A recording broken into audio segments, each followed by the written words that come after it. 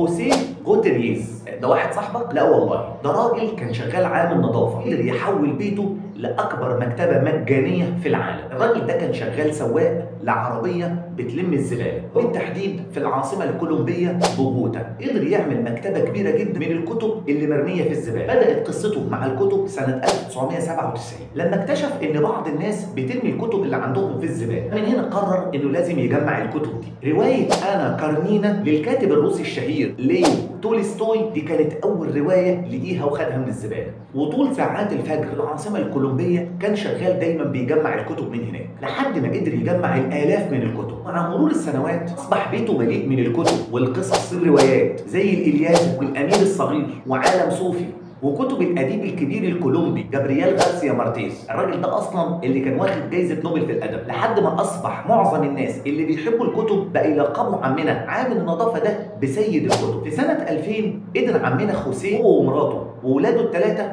يحولوا الدور الاول عندهم في البيت لمكتبه مجانيه. سموا المكتبه هنا قوة الكلمات، وأصبحت المكتبة مع الوقت أشهر مكتبة في العالم بتقدم الكتب مجانا. وبعد سنوات المكتبة نفسها اتطورت، أصبحت بيجيله دعوات لحضور كبرى معارض الكتب، وكمان قدر يحصل بفضل اللي بيعمله على الكثير من التبرعات. وقدر كمان يتمكن إنه يوصل الكتب لأنحاء كتيرة جدا في كولومبيا، وبالتحديد المناطق النائية والفقيرة. في النهاية أتمنى الفيديو بجد يكون قدم لك وجه استفادة. لو حابب تشوفنا تاني وأنت على الفيسبوك اعمل لنا متابعة، لو على اليوتيوب اشترك في القناة. سلام عليكم.